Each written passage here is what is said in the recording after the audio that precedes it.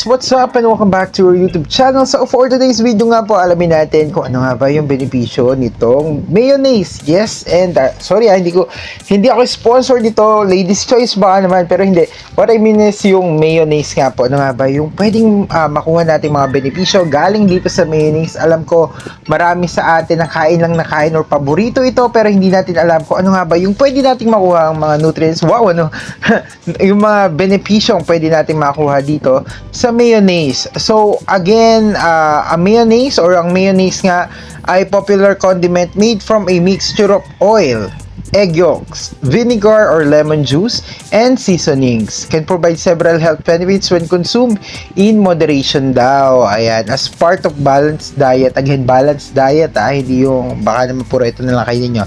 Pero yun na nga, here are some potential health benefits of a mayonnaise. Ayan, so number 1, ayan, nakalagay nga dito, contains antioxidants. Ayan, sabi dito, mayonnaise made with olive oil or canola oil may contain antioxidants, ayan, which can help to protect cells from damage caused by free radicals. O, diba? Ang ganda, no? And sabi pa dito, this unstable molecule can contribute to the development of chronic diseases such as cancer and heart diseases. So, alam niyo na, diba? Nakakatulong siya sa atin. And ang ganda ng benepisyo ng mayonnaise. Hindi natin alam yan, diba? Kain lang tayo nakain. And paborito lang natin siyang ilagay sa ating mga tinapay. Pero akalain mo yun. Ayan, nakakatulong pala siya sa atin makaiwas sa cancer and heart disease. So number 2, ayan, is supports heart health. Kaya tulad nga na sinabi kanina, ito na yung about sa may heart health. Sabi dito, the monounsaturated and polyunsaturated fats in mayonnaise made with olive oil or canola oil may help to lower bad cholesterol levels. Medyo nabubulil tayo doon.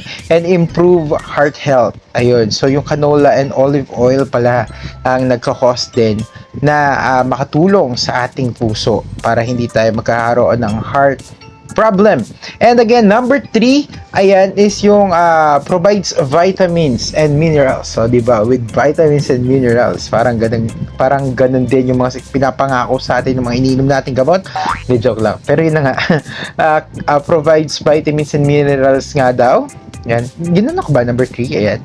Sabi nga dito, mayonnaise made with eggs and lemon juice can provide some vitamins and minerals, including, eto na nga yung mga matatagpuan nga po natin mga vitamins and minerals dito, vitamin E, vitamin K, and folate. It can also be good source of protein. Ayan, so kulang kayo sa protein, alam niyo na, isa rin ang mayonnaise sa mga katulong sa inyo. So number 4, ayan, pero syempre of course baka naman allergic kayo tapos kakain kayo ng mayonnaise or merong pinagbabawal sa inyo mayonnaise tapos kumain ka, syempre alamin nyo rin kung bawal ba sa inyo yung mayonnaise. And number 4, ayan, is helps to reduce inflammation. Some research suggests that the monounsaturated fats in olive oil may have anti-inflammatory properties which may be beneficial for people with certain inflammatory conditions such as rheumatoid arthritis. Ayan. So, mag-inom din pala siya, no? Sa arthritis. Pero yung rheumatoid, I don't know rheumatoid, hindi ko pa siya nare-research. Pero number 5 na nga tayo. Ayan, supports brain health. Wow, brain health. Kailangan ko pala talaga kumain ito. Parang maliit yata kinakain ko kaya hindi masyadong nakakatulog. Huy, di joke lang. Pero ito na nga, sabi dito, the polyunsaturated fats in mayonnaise made with canola oil may help to support brain health and cognitive function. Ayan, they may help to improve memory and reduce the risk of cognitive decline and dementia. Oh, yung dementia, nakakakuha din siya, no? Marireduce yung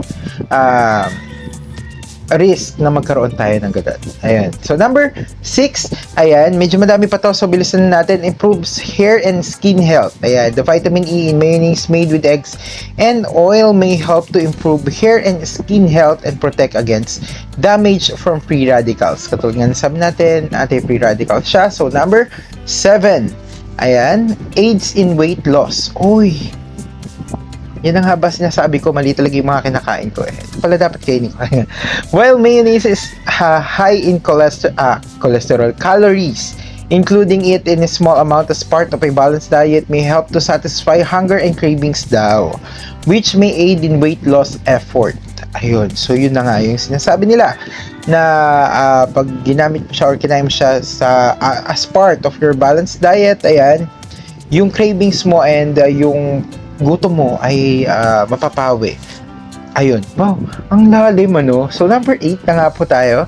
Ayan, boost energy. The carbs and protein in mayonnaise made with eggs may provide a quick source of energy daw. Oh, nakakaboost sa energy. Number 9, ayan, I enhances the flavor and texture of dishes daw. Mayonnaise can add flavor and creaminess to various dishes. So, alam na natin yon. So, number 10, ayan, I promote nail health. Ayan, topical application of mayonnaise is an effective remedy for keeping nails shiny and lustrous. Ayun. Wow. Na-apply sa nail yung mayonnaise? Wow, yung wala nalaman yun. Number 11. So, ang dami, no? Guys, magsasawa ako sa benepisyo nito. Mayonnaise. So, keep it up. Keep it up, huy! Number 11 nga po, improves skin health. Mayonnaise has an abundance of healthy nutrients which provide moisture to skin and reduce the appearance of wrinkles. Wow! Nice. Number 12. Number 12. Then, number 12. Ayan. Delivers healthy vitamins and minerals daw. Ayan. Mayonnaise contains important vitamins and minerals like vitamin E and K, sodium, selenium, and potassium. So, number 13, ayan. Number 13, I may lower the risk of gastrointestinal diseases. Moderate consumption of mayonnaise can lower the risk of certain gastrointestinal diseases daw. Number 14, ayan, can help lower blood pressure. Medyo napopular tayo. Sabi dito, regular consumption of mayonnaise can help in maintaining healthy blood pressure levels. And number 15, ayan, good for eye health. Mayonnaise may be good for promoting good eyesight since it contains vitamin A rich egg yolks. So, alam niyo na. So, nakaganda din na ating mga paningin. Ayan. So, ayun, mainam talaga na mag-consume tayo nito. So, sabi dito, however, it's important to remember that while mayonnaise can provide these health benefits, it is also high in fat and calories nga daw. So, it should be consumed in moderation. Also, some commercial brands of mayonnaise may contain unhealthy ingredients such as hydrogenated oils. Ayan yung mga kailangan natin i-avoid base dito. So, it's important to read labels and choose a brand that uses healthy ingredients. Ayun. So, ang sources natin ay marami din. So, galing ito sa 10 marvelous health benefits of mayonnaise, 6 surprising health benefits of mayonnaise, Mike's Amazing, ayan, 15 health benefits of eating mayonnaise, number 6, shocking drhealthbenefits.com, ayan, mayonnaise health benefits and nutrition facts, ayan, health benefits and facts times foodie, yun nga po, yung mga kinuhanan natin ng information about nga po dito sa mga benepisyo ng mayonnaise. And gulat ka, no? Napakadaming benepisyo ng mayonnaise. Ako din. And worth it din. Kasi ang mahal na nito ngayon. Wala na nga, oh. Ang mahal na nito ngayon, pero guys, ang daming benepisyo, di ba? Wow. Yun lang masasabi ko. Wow. And mukhang mapapabili talaga tayo ng mayonnaise dahil dito. So yun lang. Maraming salamat, Jagros. Ingat po kayo palagi. And thank you po ulit.